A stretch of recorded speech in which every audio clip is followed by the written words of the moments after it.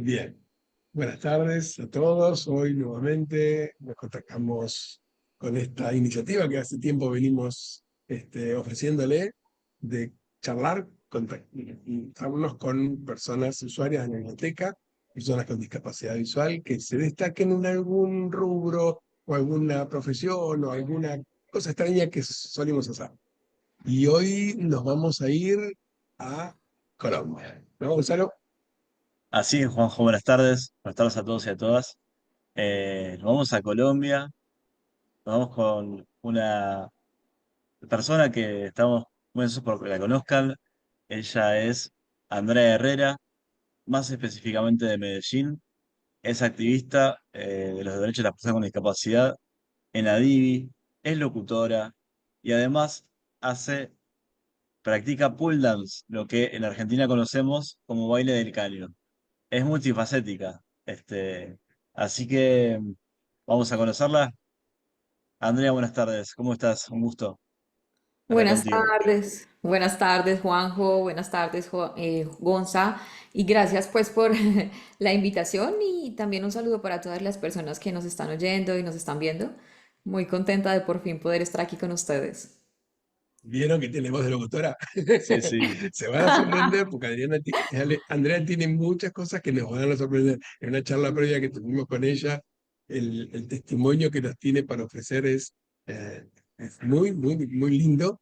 Y empecemos, si quieres, Andrea, presentándote. Eh, ¿Quién sos? ¿Dónde vivís? Ya más o menos lo adelantamos, pero queremos conocerte un poquito más a vos. Sí, sí, sí, Andrea. Claro que sí. Bueno, como ustedes decían, pues soy locutora para radio y televisión. Soy pole dancer, modelo, actriz de voz, conferencista, activista social y una mujer ciega. Soy de Medellín, Colombia.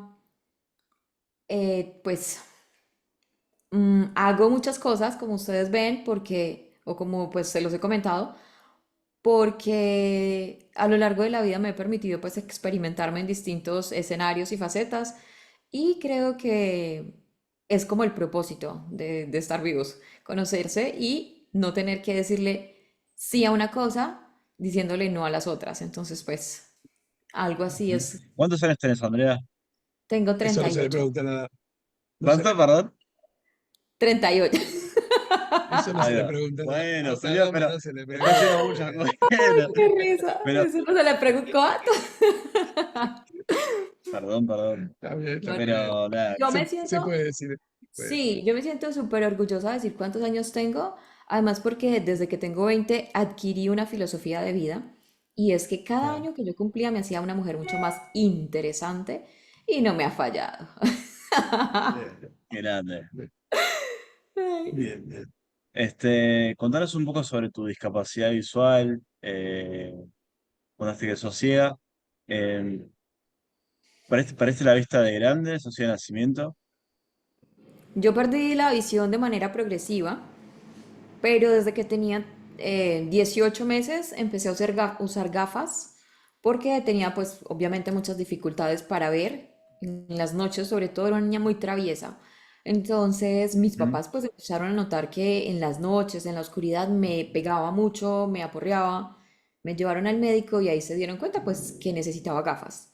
Empecé a usarlas como pues muchos niños, no sé si tan pequeños, pero sí como mucha gente. Y periódicamente pues yo iba a revisión al médico, normal, me cambiaban los lentes, pues lo típico. Cuando tenía como 9 o 10 años, vieron algo como extraño en el ojo, pero en ese momento no le prestaron mucha atención. Yo vivía en un pueblo bastante lejos de Medellín y venían por ahí cada año las revisiones. Y ¿Por dónde cuando ya vivías? ¿Qué pueblo era? se llama Zaragoza, es también en el mismo Ah, departamento donde está Medellín, que se llama Antioquia, Ajá, y queda como sí. unas 8 horas de acá, de Medellín. Entonces, pues yo venía cada tanto, cada año, mejor dicho. Y cuando ya tenía 13 años, en una de esas revisiones periódicas, la doctora que vio eso unos años atrás volvió a verlo. Entonces, en ese instante me mandaron unos exámenes, muchos, varios, incómodos, horriblemente incómodos, dolorosos. yo estaba toda ilusionada porque pensé que en el momento en que vieran los resultados, pues me iban a decir que ya no iba a tener que volver a usar gafas y pues se me hizo. Cuando fui a que me leyeran el diagnóstico, me dijeron que tenía una enfermedad que se llama retinitis pigmentosa y que esa enfermedad iba a generar que de manera progresiva fuera perdiendo la visión y que pues no había para ese momento y tampoco en el presente un remedio, una cirugía, un medicamento, algo y que bueno, algunas personas pues no perdían la visión del todo o no digamos de una manera muy rápida, pero pues en mi caso se dio que sí la perdí del todo, entonces que ya no tenía que volver a usar gafas. Ah, Y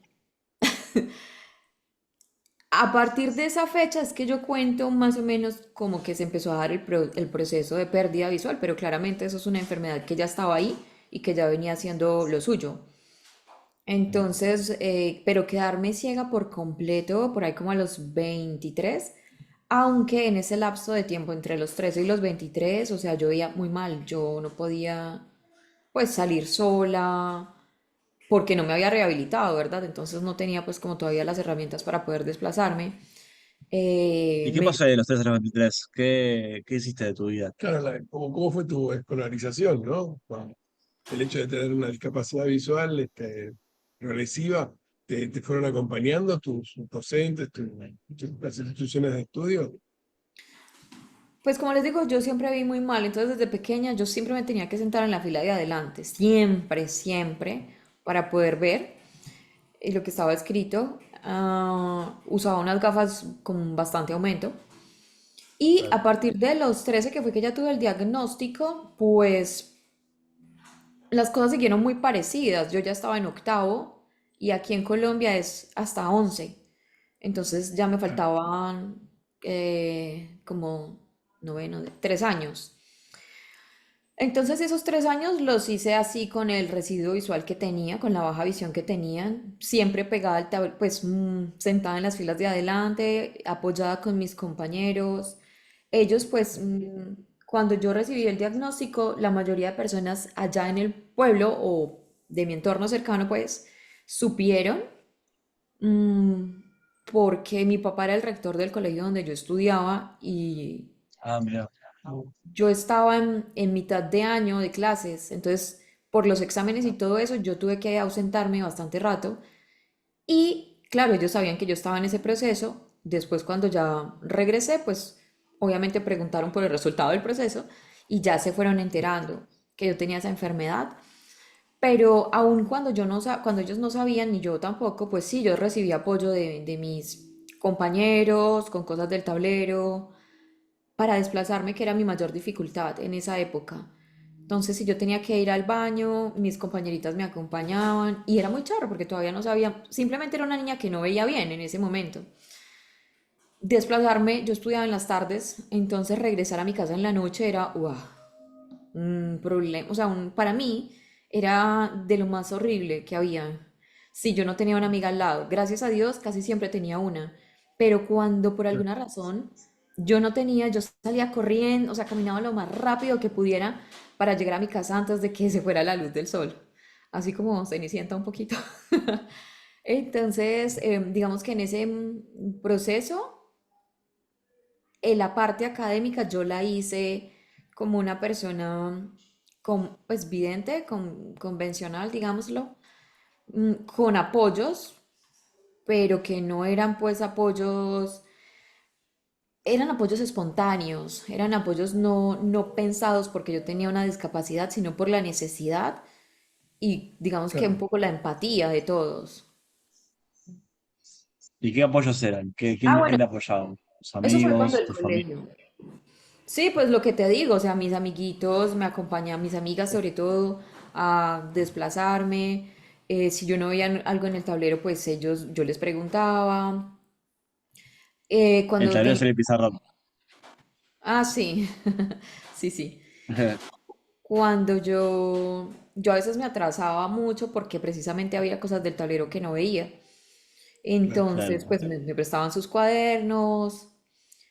O sea, cosas como muy naturales, como... como esas. Por instinto. Claro. Diga, exacto, ajá. Porque yo en ese momento, yo fui perdiendo más la visión periférica inicialmente. Entonces, con esfuerzo y mis gafas, yo podía mirar el cuaderno. Entonces, yo podía escribir en mi cuaderno, leer con mucha lentitud, por el mismo tema de que perdí la visión como periférica. Entonces, obviamente, pues tenía más lentitud al leer, pero lo podía hacer. O también tenía apoyo Mm, de mis compañeros, porque yo tenía la gran fortuna pues de ser muy buena estudiante, muy buena estudiante. ujú. Entonces, claro, pues mis compañeros se querían hacer conmigo para hacer las cosas. Ahí Y va.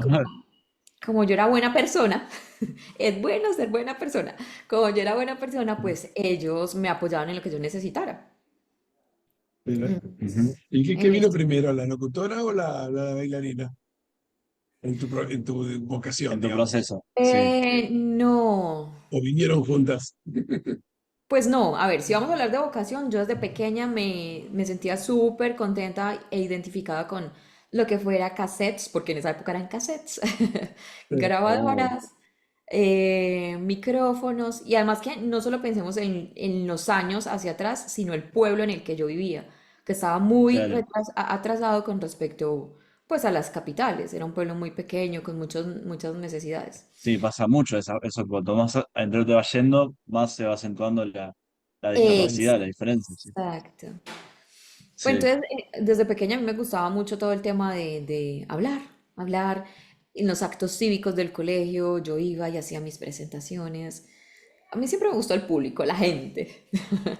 Entonces, digamos que como vocación ahí aparente esa, pero las dos cosas las empecé a desarrollar a la vez en mi vida ya de manera un poco más seria. Al principio, a ¿Cuántos ver, años tenías en ese entonces?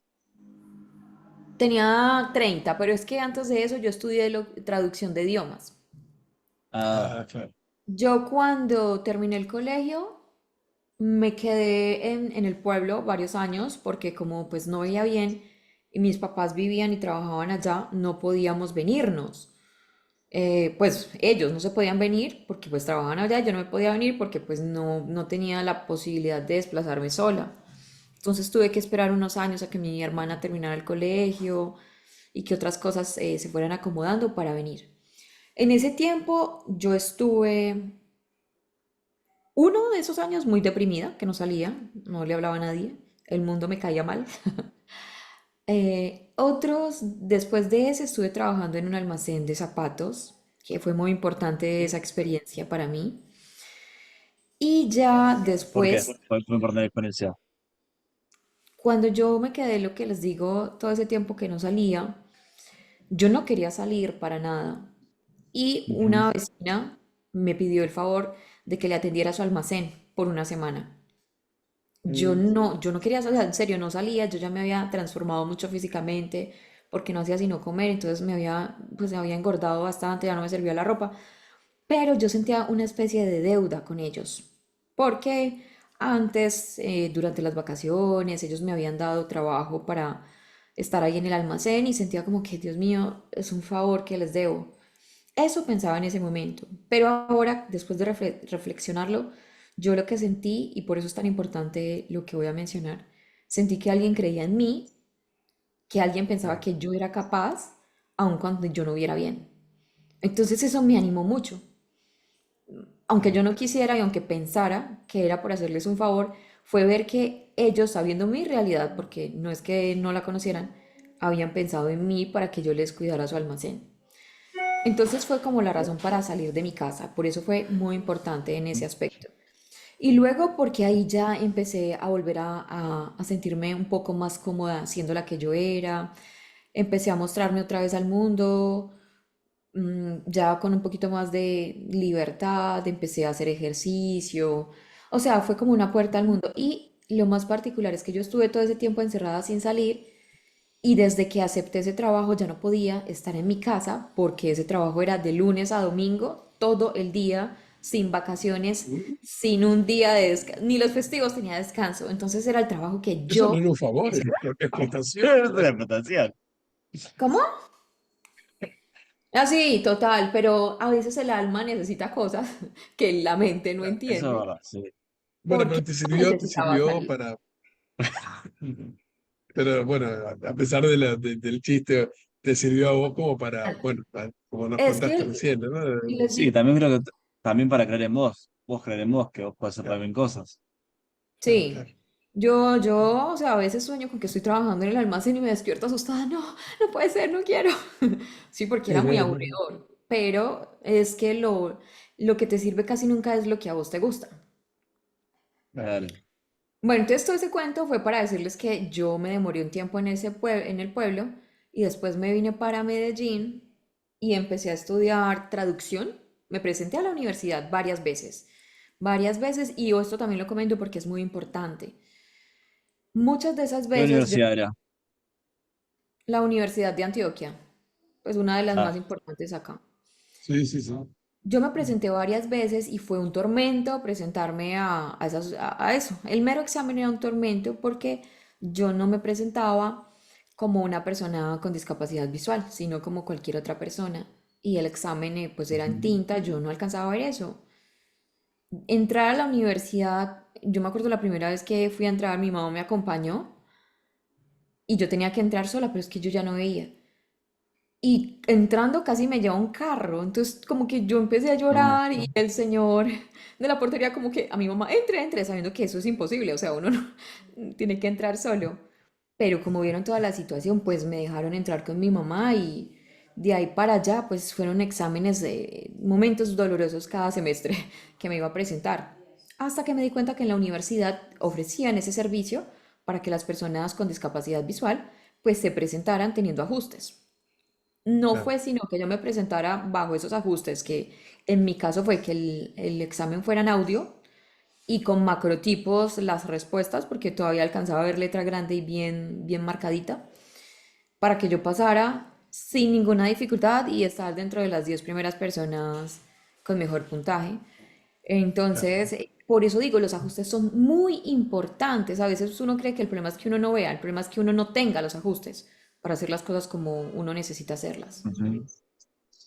Los ajustes, decimos al público, serían, los ajustes serían tener material adaptado, tener el examen Claro. adaptado, o sea, todas las adaptaciones necesarias para poder estudiar. Pues sí, mira, los ajustes son lo que tú necesites. En mi caso, yo necesitaba que el examen fuera en audio porque yo no sabía braille y que Claro. la hoja de respuestas estuviera en macrotipos porque yo todavía alcanzaba a ver Ah, los circulitos en un tamaño muy grande y bien repasados, o sea, bien marcados los colores. Había otros que lo recibían en braille, había otros que recibían la mezcla de un examen en audio y las hojas de respuestas en braille, o sea, dependía de lo que cada quien pues Claro. necesitara. Entonces en es este eso. punto, Andrea, ¿vos usabas este bastón? No, pues te digo, o sea, yo apenas estaba entendiendo que no veía.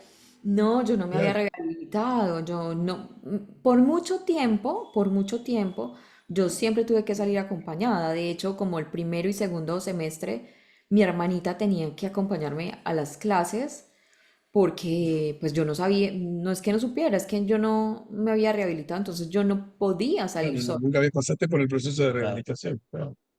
Sí, sí, pero ya mucho después, o sea, es que también era un proceso emocional. Yo tampoco quería hacer ninguna Sin rehabilitación duda. porque, pues, yo Sí, no sí. quería ser ciega, Claro. pero pues la Claro. realidad era inminente. Entonces, yo después de estando en la universidad, es que usted me pregunta una cosa y yo me voy por el aire, pero bueno, cuando estaba en la No, no, universidad, pero tranqui, ¿eh? ¿No? Vamos bien, vamos bien. Vamos bien. cuando Me estaba en gustaría hacer un, ¿Ah? decía, hacer un pequeño salto y que nos cuentes. Ya nos habías adelantado, hacemos un pequeño salto. Cuando te decidiste hacer esta disciplina del pole sport, el pole dance, ¿cómo fue que te presentaste a esa academia? Eh, ¿Cómo fue todo el proceso te contactaste por teléfono, todo eso? Contanos porque fue muy gracioso cómo fue ese camino. Sí, ya se los voy a contar, pero es que esta parte que les voy a decir se conecta. Cuando yo estaba en la universidad, yo me presenté a unas becas para irme a estudiar a Suecia, pues era la misma historia, o sea, yo no hacía nada de desplazamiento sola, necesitaba que mi hermanita me leyera lo que estaba en el tablero, en fin, pero yo me presenté y claro, esto no es lo claro, o sea, pasé y claro, me tuve que ir yo sola. Entonces allá fue donde empecé a usar un bastón que era de un compañero de la universidad, Prestado. pero es que lo chistoso es que él es muy alto, súper, súper alto, y su bastón era su bastón de niño y pues a mí me queda perfecto.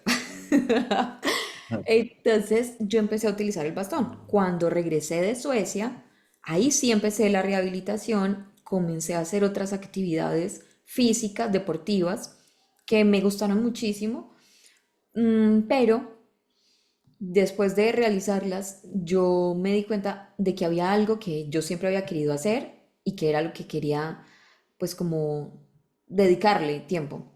Ya voy a conectar con el pole sport. Entonces, esa actividad, pues después de muchos años, porque esto que les estoy diciendo, yo tendría por ahí 25. Por ahí a los 30, yo ya decidí hacer algo que desde por ahí los 22, 23 había querido hacer, que era pole dance. No pole sport, porque la verdad yo ni sabía que eso se llamaba así o existía. Yo conocía el pole dance, no más. Y yo quería hacer el pole dance porque algo que a mí me afectó muchísimo cuando empecé a perder la visión fue el autoconcepto como mujer. Entonces yo no me sentía una mujer atractiva, no me sentía una mujer eh, que pudiera despertar como, sí, pues atracción, no me consideraba una mujer que pudiera proyectar esa imagen de sensualidad que para mí era muy importante. Y yo buscaba de todas las formas posibles una manera de conectar con eso, o mejor dicho, conectar, no, que la gente me viera así. Pero pues como que no lo lograba. Y en un momento dado pensé en el pole dance como un camino hacia eso, que claro, pues si yo hago pole dance, bailo al lado de un tubo, con poquita ropa y demás, seguro me va a ayudar.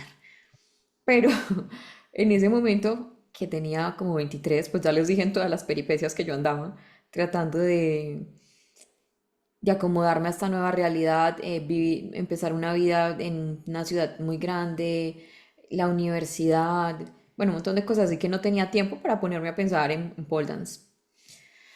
Sin embargo, Sí, ya, tratando de encontrarte también. ¿cómo? Tratando de encontrar, tratando de encontrarte. Vos Total, como persona total, total, con tu capacidad exacto. como mujer. Sí, sí, absolutamente. Pero cuando ya tenía 30 ya como que medio me había, no mentira, ya a los 30 pues obviamente ya había pasado un tiempo, yo ya había, eh, digamos como atravesado un poco ciertos procesos y Ujú. un día determinado yo me desperté, eso fue un domingo, me acuerdo. Yo dije, no, yo quiero hacer pole, voy a buscar una academia. Y cogí el celular y me di cuenta de que justo aquí cerca de mi casa había una. Entonces nada, dije, este es el momento, no espero más. Y les escribí y pedí una clase de prueba. La programé, bajé y le dije a mi hermanita, ay, voy a ir a pole dance. Ah, sí, yo sí. Vaya, vaya, le digo yo, métase. Eh, para que ella me acompañara, porque yo le quería era que ella me acompañara y pues que obviamente hiciera algo que también le gustara, pero yo no le quería como decir, usted me puede acompañar, pues para no incomodarla, sino que lo que más me interesaba era que ella también encontrara como un gusto ahí para que pues pudiéramos ir las dos juntas y disfrutarlo y pues que yo también estuviera tranquila. Y afortunadamente resultó mi estrategia y ella me acompañó. Llegamos a la academia, yo no les había avisado que no veía, llegué allá y pues cuando uno tiene retinitis no se le nota mucho en los ojos que no ve. Entonces yo llegué con mi bastón cerrado, con mi hermana, hablé con la profesora, me senté y llegó el momento de la verdad, que era cuando ya todas las que estábamos en clase pues teníamos que empezar a hacer las actividades. La profesora nos dijo como que bueno, yo voy a hacer esto, empiezan a correr alrededor del salón y después hacemos ciertas cosas y yo, ay no, ¿qué voy a hacer? Y yo así toda empoderada por fuera y con muchos nervios por dentro, le dije, profe, lo que pasa es que yo no veo. Y ella, ¿cómo? ¿Que no ve? Y yo, no, no, nada, nada, nada. Y yo, no, nada, nada. Ahora me lo venís a decir. Claro. Ay, sí, era incómodo. Entonces ella me dijo, ah, bueno, no ve nada, listo, entonces corramos las dos juntas. Eso para mí fueron como palabras mágicas. Y yo creo Claro, que Wow. claro. me hizo conectar con el pole, la apertura que ella tuvo, ni siquiera el pole dance en sí, sino la manera en que ella me recibió con tanta naturalidad. Empecé a practicarlo y bueno, después pues yo tenía muy buena condición física, porque mucho tiempo, desde hace mucho tiempo atrás hacía ejercicio, había practicado otras actividades deportivas como la natación. Y bueno, creo que de manera natural pues ya tenía como ciertas habilidades para ubicarme en el Energía, ¿no? espacio. ¿Ah? ¿Qué? Y, pues, evidentemente fueron, por lo que estás relatando, esos clics en tu vida que te hicieron cambiar. Esto de atender el negocio valiendo tu capacidad. Y ahora una profesora de una actividad netamente visual o deportiva que bueno, no se desalentó de tener una alumna con discapacidad visual. Sin embargo, no le importó, siguió adelante. Yo me estoy imaginando ahora que en el común de la gente, esa mujer hubiese dicho, no estás apta para esto, y te hubiese dicho que no. Tal cual, O tu sí. vecina que te digo, ¿cómo le voy a pedir que me ayude a esta niña que me ayude en el negocio si no ve bien? Anda con unos anteojos o sea, evidentemente tu vida está como enfocada a esto, ¿no? De que las personas vean, más allá de tu actitud personal, corporal, personal, ve algo más para poder decir, Andrea puede hacer esto, aunque Andrea quizás esté con miedo y no lo haga, pero esas barreras que a veces se nos presentan que usted no puede por tal cosa, es lo más habitual hoy, ¿no, Andrea? Juanjo, ¿sabes algo? Yo no lo había pensado. Y te escucho y yo he analizado y reflexionado sobre mi vida, lo que ustedes quieran, porque pues me hacen muchas entrevistas, muchas cosas y obvio en esos espacios uno reflexiona, pero no había pensado en eso que estás diciendo. Fueron personas que creyeron en mí, las que me han ayudado todo el tiempo, todo el tiempo. Y tengo que aclarar, sí ha habido personas que me han dicho no, que Claro. han dudado, pero esas sí, de manera consciente, yo sé que han sido mi motor. Porque a mí donde me dicen un no, entonces yo me voy por mi sí. Y eso me Claro. sirve mucho. Pero encontrar esos sí son como esos momentos de descanso, de no tener que estar todo el tiempo tratando de convencer. Y son personas las que han creído en mí y que han tenido un papel preponderante en mi historia, las que han aparecido y que ahora, por ejemplo, vos me estás haciendo notar esas dos personas, por ejemplo, y muchas más. Pero sí es cierto, muchas otras personas han visto como el potencial o simplemente se han alejado del prejuicio, del estereotipo. Claro, Lo que es pasa eso. lo que pasa es que nosotros somos los mejores entrevistadores, por eso. Claro. Sí, sí, sí, sí. Eh, así que, Y porque mucha gente que nos está viendo quizás no sepa qué es el pole dance, sí. o el baile, como se habla aquí en Argentina, que dice del caño, o explicaros un poquito así someramente de qué se trata la ¿Qué actividad. es? ¿En qué consta? ¿De qué consta? El pole dance es lo mejor del mundo. No, mentira. El pole es una actividad física y también artística que consiste en realizar pues movimientos acrobáticos como piruetas y también baile alrededor de un tubo que está pegado del techo al piso. Es un tubo pues de un material que permite que uno escale por él, haga escalar que se trepe por él, suba por él Sí. y haga Sí. distintas como piruetas, cosas.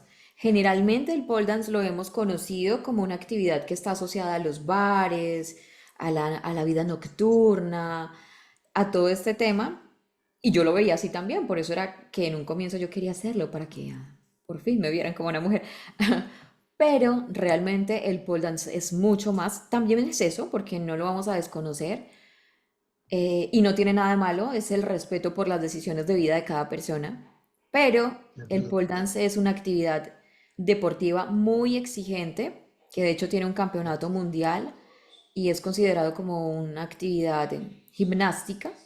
Y también es una práctica artística. Existe el pole art, que es casi como si fuera una puesta en escena teatral utilizando Ajá, los tubos.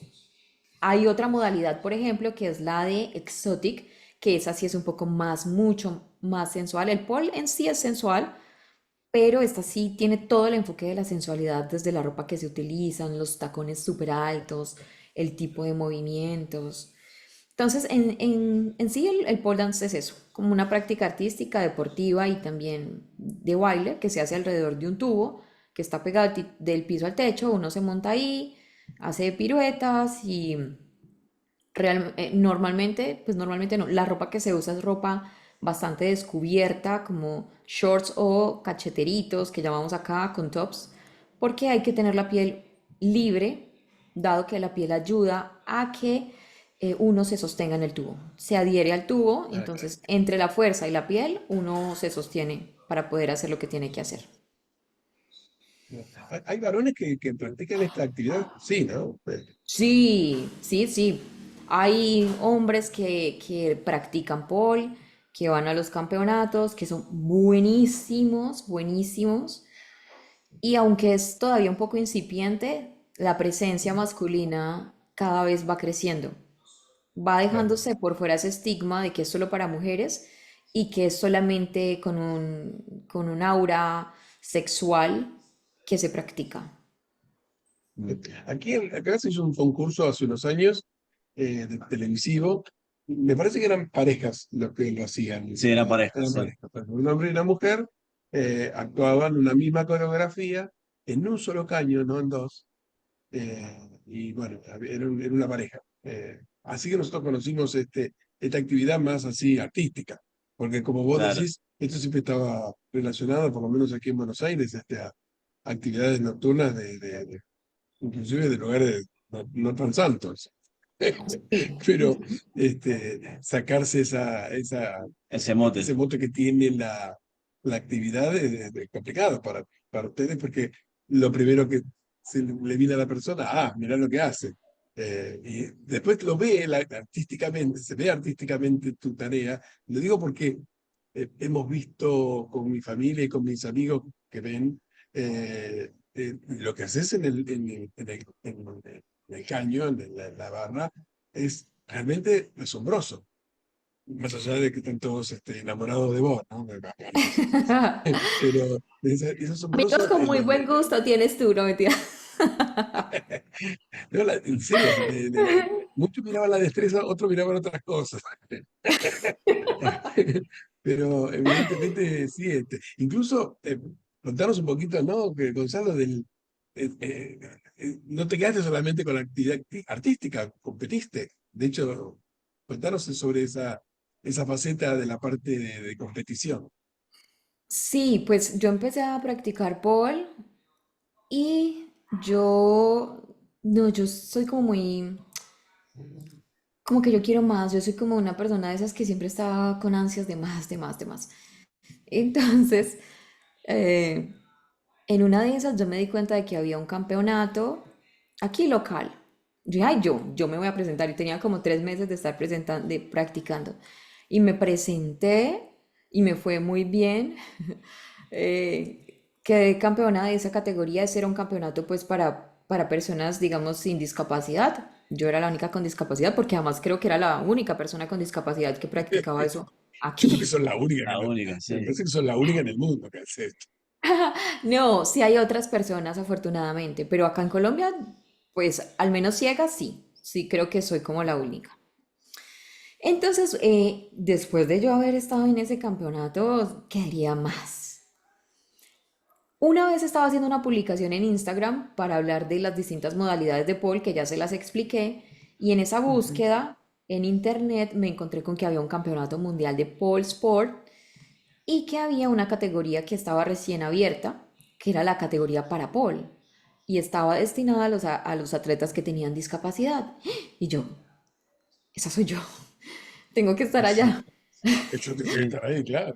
Entonces, yo les escribí a los de la Federación Mundial y me dicen, niña, no, usted primero tiene que hablar con los de su país, con la federación de su país. Y yo, bueno, les escribí cuando me dicen, ay, no, André, bueno, no me dijeron André porque todavía no me conocían. No, mira, lo que pasa es que el campeonato es en 2 semanas, ya las inscripciones se cerraron hace mucho. Y yo, ay, no, es que mire, yo apenas me enteré, yo soy un atleta que no ve. Y claro, lo que buscaba la Federación Mundial era promover la participación de atletas con discapacidad y que esta categoría en realidad pudiera ser mm, como, o sea, que la ocupada por atletas de este deporte. Entonces, la nacional, la Federación Nacional consultó con la Mundial y autorizaron que abrieran la inscripción para mí porque yo no Me iba a abrieron. competir con nadie, entonces no iba como a vulnerar un derecho de otra persona Claro. al Claro. inscribirme. Eso fue una semana, 2 semanas maratónicas porque los atletas para un campeonato se empiezan a preparar por ahí con 8 meses Meses. de antelación, Claro. exacto, 8, 1 año. Y yo en 2 semanas tuve que montar coreografía, pero coreografía que tenía que Wow, ajustarse a unos reglamentos muy estrictos, porque lo que quiere la Federación Mundial es que el pole se vuelva un deporte olímpico y quitarle ese aura que ha tenido. Entonces, por Claro. eso son súper estrictos. Vestuario, música, ensayos de noche.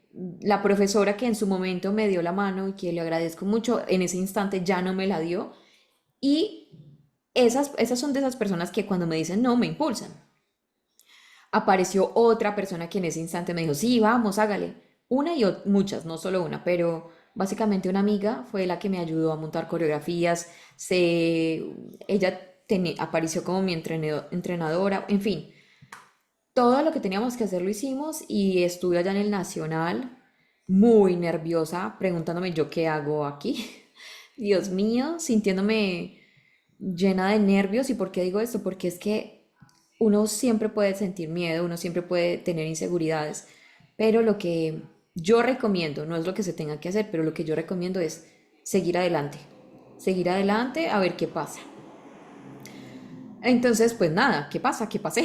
Que pasé al mundial, obtuve el puntaje que necesitaba obtener, pasé al mundial y ya después de eso, 5 meses después, estuve en Canadá, precisamente en ese campeonato mundial, participando como la primera atleta ciega que competía en esto. Ahí quedé subcampeona en la categoría para pole.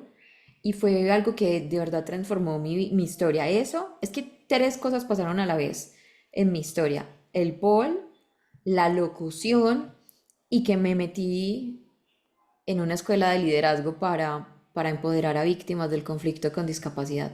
Esos 3 hechos marcaron como un giro de 180 grados en mi historia.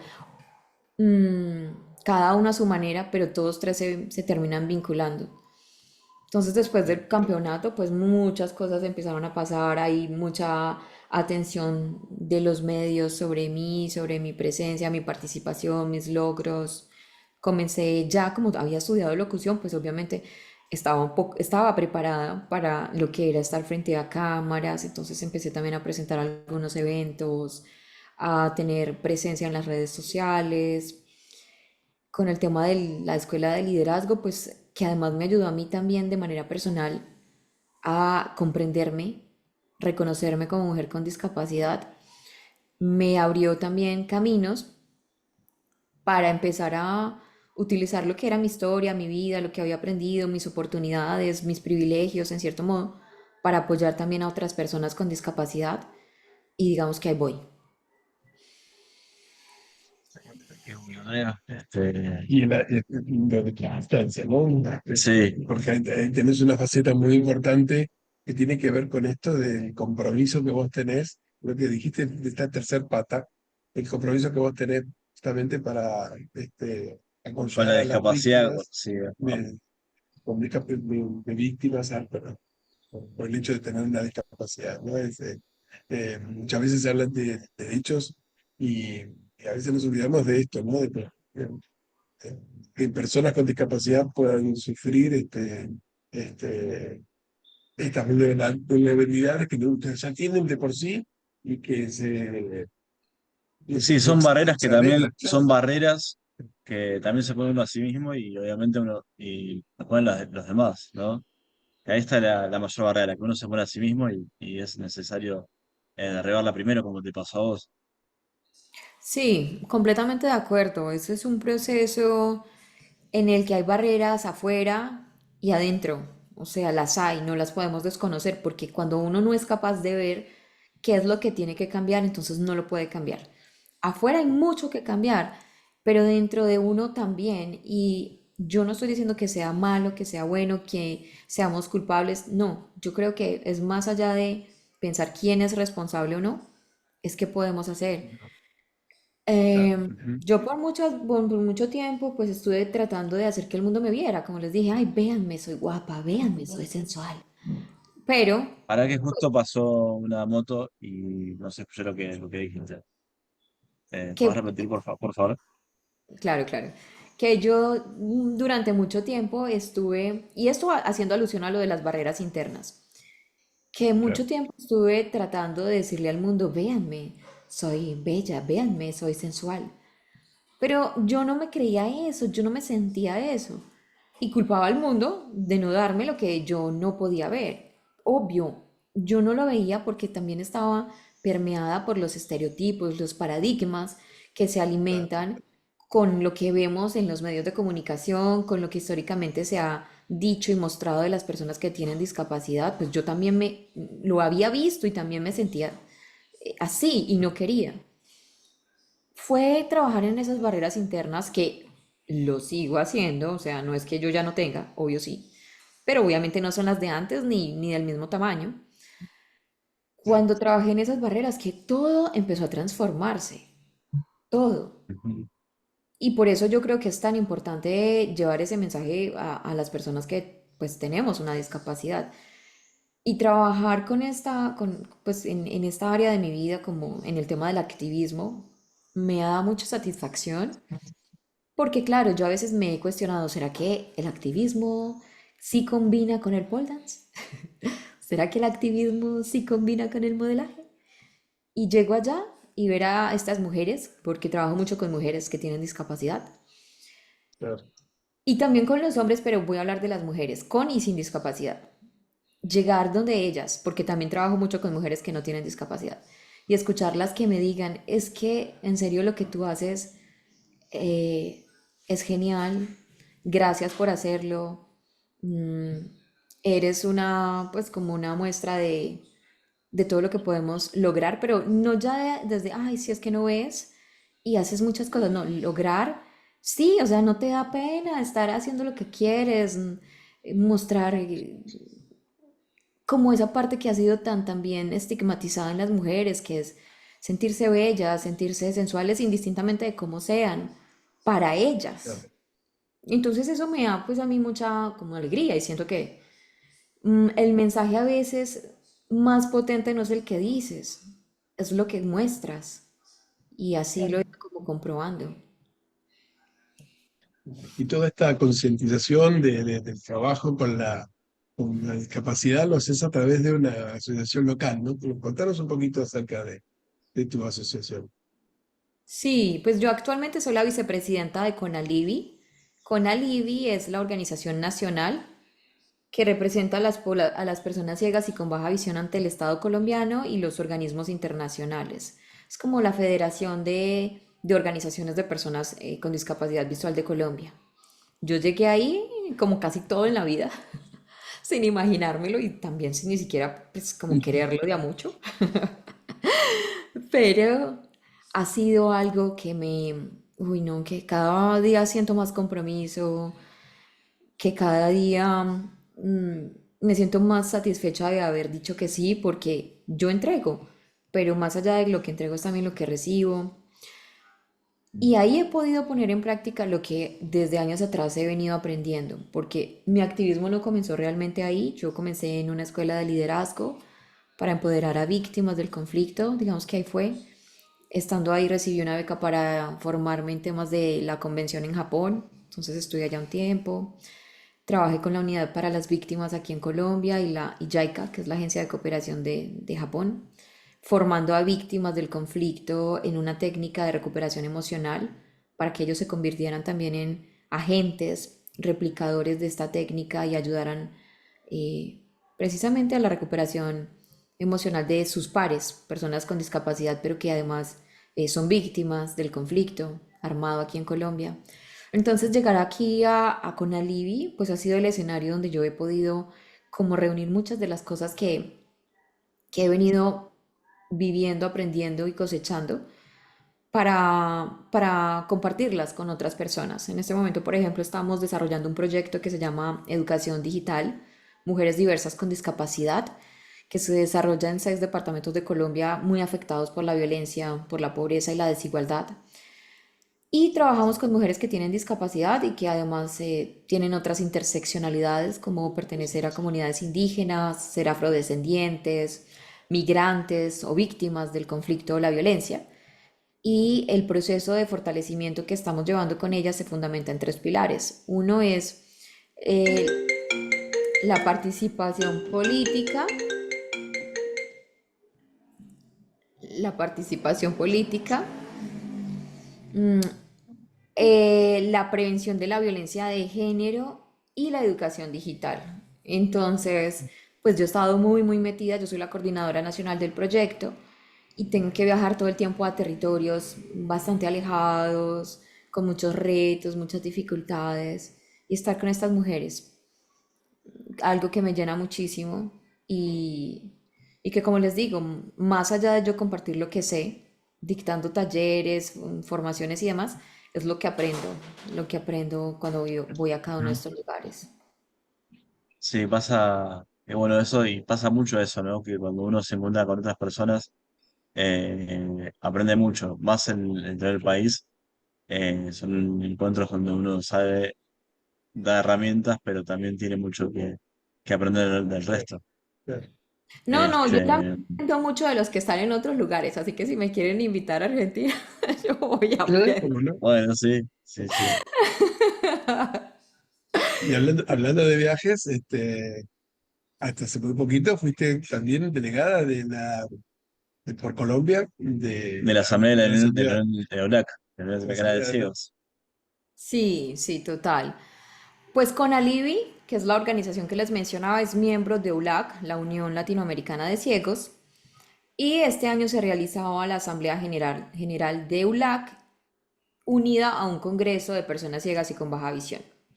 Entonces yo fui elegida como la coordinadora de la delegación colombiana y pues tuve la fortuna de estar en Perú desde el 27 hasta el 2 de, desde el, no, desde el 27 de octubre hasta el 2 de noviembre aprendiendo y compartiendo y haciendo lo que me gusta porque pues fue una oportunidad para entrevistar, para tratar de capturar historias, para luego compartirlas y obviamente aprender de todas esas personas, hombres y mujeres, que eso me sorprendió gratamente, mujeres con Sí, una sí, de hecho, la trayectoria. nueva.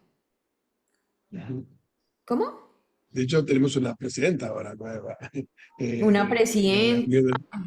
Sí, sí, sí, tenemos una presidenta y tenemos nuestra referente de género, pues que obviamente todas han sido muy comprometidas y han hecho una gran labor, pero en este momento, pues yo me siento súper conectada con la actual eh, secretaria de género. Sí. Mándenme este video, por favor. ¿Cómo, perdón? No mentiras, pero indistintamente de que pues Sole no lo escuché, siento que es una mujer muy No se le da. comprometida. Ah, Sí. sí, sí, sí, sí. Entonces, nada, muy contenta, aprendiendo mucho y siempre tratando de equilibrar esto que lo que me gusta hacerlo con lo que amo hacer, lo que disfruto hacer, que es todo el tema del arte, de los medios, porque me encanta. Entonces, digamos que la vida me ha ido mostrando que uno no tiene por qué. Yo tengo una filosofía, porque tengo que elegir si lo puedo tener. Todo. Y Sí, claro que no siempre va a ser así, pero uno no tiene que ser el que se pone las restricciones. Tal estamos, cual, tal estamos con cual. un poco tiempo, pero me gustaría que nos digas brevemente cómo es esto de que sos actriz de voces. Ah, ¿Cómo desarrollas esto? ¿Lees en braille? ¿Cómo es la participación? ¿Cómo lo haces? Bueno, yo estudié locución para radio y televisión y luego me especialicé en otra formación para actuar con la voz, o sea, doblaje. Exacto. Ah, Entonces, pues yo estudié durante un año. ¿Y en qué consiste? En que pues te dan un guión, en mi caso me lo dan digital porque pues yo braille En infortunadamente, digital. bueno, no infortunadamente, o sea, simplemente no lo domino. Sí, Entonces yo lo hago con un guión que me mandan digital, me lo aprendo y claro. lo que hago es doblar, doblar, como lo que vemos que está en español, pero que fue realmente hecho originalmente en inglés, es porque hay unas voces que obviamente actúan lo que está pasando ahí para que los que vemos, pues los que ven eh, el programa en español, pues no sientan que eso es algo falso, sino que además de que puedan acceder a la información en español, pues disfruten con naturalidad del contenido. Dice Yo que, hago claro, eso, pero también hago audiodescripción. He hecho ah, audiodescripciones para Netflix. De hecho, hace poquito tuve una reunión con ellos que me invitaron porque pues obviamente ellos están muy comprometidos con todo el tema de que sus contenidos sean realmente accesibles. Y pues claro, como yo ya he trabajado con ellos, tuve la oportunidad de estar ahí, de dejarles mis percepciones de acuerdo a mi experiencia y a lo que he escuchado de otros compañeros para que el trabajo se pueda hacer de la mejor manera. Entonces, pues sí, sí, ese es un tema. este, sí, sin duda la inteligencia artificial está trabajando muy fuerte en la audiodescripción en algunas plataformas. Señores Netflix, contraten personas, sí, sí, tal cual. contraten artistas, contraten locutores. Pues La miren que inteligencia artificial sí. está muy lindo, pero queremos que esa audiodescripción esté narrada, dirigida y actuada por una persona, no por Ese es el una voz. compromiso que noté que tiene Netflix. La verdad, ellos quieren que sea gente, personas, y muy comprometidos a que la población con discapacidad estemos ahí, pero no solamente haciendo audiodescripción, sino también doblaje y todo lo que una persona profesionalmente esté preparada para hacer, lo puede hacer. O sea, no encasillar, no porque tú eres ciego, solo venías mi audiodescripción. Eso fue algo que me quedó clarísimo y me pareció súper genial. Sí, Muy sí, sí, bueno. sí, sí, sí, sí. Sí, muchas veces En en la Netflix. actuación el actor ciego hace de ciego. Porque un Ay, actor yo ciego no también, puede o hacer sea, de... detesto que eso tenga Sí, que que ser hay. así. Para eso pongan otro actor que haga de ciego, que Ah, él sea otra cosa.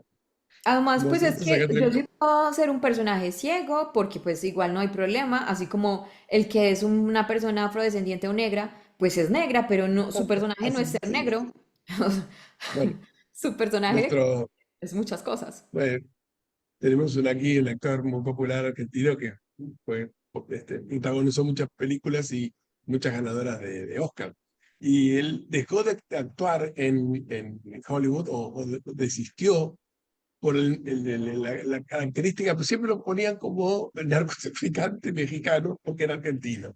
Entonces, Ajá, dice, lo encuadraban en ese rol y no quería, y él no quería, quería salir de ese rol. Él es un actor de la hostia y ¿por qué tenía que hacer siempre de, estamos hablando de Ricardo Darín? Este, ¿Por qué siempre tenía que hacer o los papeles que le llegaban tenían que ser de un narco ah, latinoamericano? ¿Por qué encuadrarlo así? Entonces, él desiste de esa carrera en Hollywood, lo contó él en la entrevista, ¿no? Simplemente por eso, porque ¿por qué tenés que etiquetar de esa manera a las personas? Que es exacto. lo que más, para finalizar. sí. Eh, bueno, Andrés, ya para finalizar, te agradecemos mucho por tu disposición, por tu historia, que es muy motivadora para nuestra comunidad, porque haces muchas, muchas cosas que también traspasan o hacen de la discapacidad lo que es una característica para poder también eh, hacer cosas donde transversalizas, traspasaste también tu, tu discapacidad, te reconociste como mujer también, haces que también otras mujeres, personas con discapacidad puedan también conocer, conocerse y poder participar. Eh, Te pedimos si nos puedes dar un mensaje final también teniendo en cuenta que mañana es el Día Nacional de las Personas con Discapacidad, de los derechos de las personas con discapacidad, ¿qué nos dirías? Pues miren, yo he estado reflexionando mucho sobre algo y creo que lo importante que tengamos en mente todos, personas con y sin discapacidad, es que la discapacidad no es un problema. El problema es que uno no puede ser una persona con discapacidad. Ese es el problema y eso lo tenemos que tener muy presentes. No hay nada malo en nosotros. Ahora, tenemos que eliminar barreras afuera, pero también dentro. Y una manera de eliminar esas barreras es intentando que lo que uno quiera, Ujú. a ver qué pasa. No va a funcionar todo, porque yo realmente no creo eso de que no hay límites. Los hay, pero para todos. Y se empiezan a expandir esas fronteras cuando intentamos, cuando hacemos Ujú. fuerza para que las cosas cambien, pero ¿cómo? Mostrando que hay que transformar cosas a través de los intentos. Esa es mi invitación. Intenten, que igual si no pasa, pues se intenta otra cosa. Tal cual. Genial. Muchas gracias, Bueno, Andrea. le dijimos a todos al principio que íbamos a tener una persona muy rica en los conceptos. Acá se suele decir que hay diamantes en bruto, ¿no? Bueno, yo creo que y va de piropo. Andrea no es un diamante, pero no en bruto. Cada una de Oh, esas facetas de ese diamante brilla y está ahí y para ser visto y reflejado en cada una de sus actividades, ¿no? En donde la mires, ese diamante tiene algo para decirnos. La verdad que ya nos conocíamos antes con Andrea de charlas y sabíamos que esto iba a terminar así, ¿no? De que nos iba a dejar realmente una buena devolución bueno, de cómo es una persona que vive con una discapacidad, pero que vive una vida plena, Sí, a tal pesar cual. de todas las cuestiones que nos estuvo narrando y que nos ha pasado casi a todos, pero el ímpetu y las ganas que le pone Andrea a todo, la lleva a estos lugares. Por eso, nada de bruto, es el diamante. Sí, tal cual. El Así que diamante. te agradecemos un montón, Andrea, que te has tomado estos minutos. Eh, Me parece que fue una de las entrevistas más lindas, más ricas Sí, que hemos sí, tenido. sí. Muchas ay, gracias, Andrea. Y a nuestros usuarios y usuarias, saben que nos pueden escribir a comunidad@tiflonexos.org por comentarios, sugerencias, todo lo que nos quieran decir. Así que bueno, nos despedimos para hasta la próxima entrega de Historia en Comunidad. Nuevamente, muchas gracias, Andrea, y gracias a todos por escucharnos. Hasta la próxima. Hasta la próxima.